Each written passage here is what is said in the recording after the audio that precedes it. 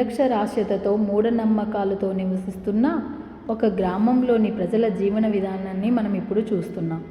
విద్య లేకపోవడం వల్ల వారి జీవన విధానం ఎలా ఉందో, వారు ఎలాంటి కష్టాలను ఎదుర్కొంటున్నారో మనం తెలుసుకుందాం.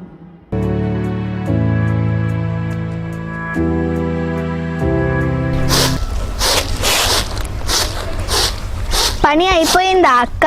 లేదు, నీది అయిపోయిందా పద్మ? అయిపోయింది అక్క. పిల్లకి 13 ఏళ్ళు నిండినట్టున్నాయి. పెళ్ళి ఎప్పుడు చేస్తావు? సంబంధాలు చూస్తున్నాం పద్మ. పెద్దదానికి 12 ఏళ్ళకే పెళ్లి చేశాము. ఇప్పుడు దానికి 14 ఏళ్ళు 8 నెలలు కూడా.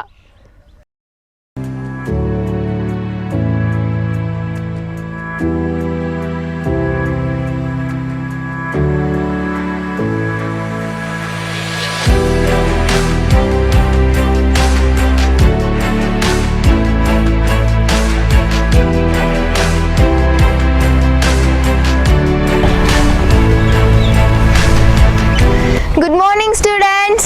Good morning. Sit down. How are you all? Fine. Today, in our class, we are going to discuss one of the important social evil topic, that is child marriages.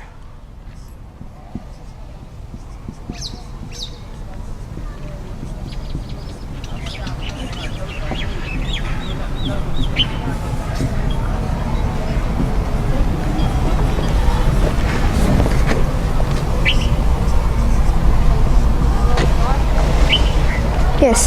Do you have any idea about it? No, ma'am. What is the legal age for women in India to do child marriages? Don't know, ma'am. I'll tell. 18 years for women and 21 years for man. If we do child marriages, what will be happen? We don't know, ma'am. Okay, I'll tell you. If we do child marriages, the girl will get different issues like physical and psychological problems, stress and depression. She will get other different problems.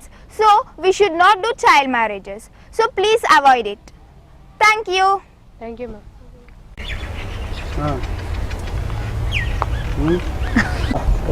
అమ్మా, ఎక్కడున్నావమ్మా? చెప్పు నాన్న. ఈరోజు మా బడిలో బాల్య వివాహం గురించి చెప్పారమ్మా. బాల్య వివాహం చేయకూడదంట. చేస్తే ఏమవుతుంది? అలా చేస్తే మన చెల్లికి చాలా ఆరోగ్య సమస్యలు వస్తాయమ్మా. మళ్ళీ మేము చేసుకోలేదా? మీ అక్క చేసుకోలేదా? అలా కాదమ్మా, నేను చెప్తాను. నువ్వు కూర్చోమ్మా, నేను చెప్తాను. అమ్మా, మన చెల్లి ఇంకా చిన్నది. తనకు 18 ఏళ్ళు నిండాకే మనం పెళ్లి చేద్దాం. సరే నాన్న, తనకు 18 ఏళ్ళు నిండిన తర్వాతే పెళ్లి చేద్దాం.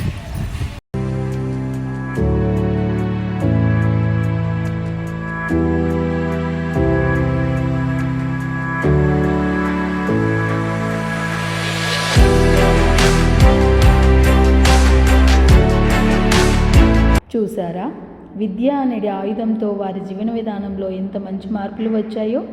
విద్యను అభ్యసించడం వల్ల ఒక కుటుంబమే కాదు, ఒక గ్రామం, ఆ గ్రామాల వల్ల జిల్లాలు, జిల్లాల వల్ల రాష్ట్రం, రాష్ట్రాల వల్ల దేశం, దేశాల వల్ల ప్రపంచం అభివృద్ధి బాటలో సాగుతుంది. విద్య అనే ఆయుధంతో ఎంతటి మార్పులనైనా తేవగలం. జై భారత్, జై విద్యా భారత్.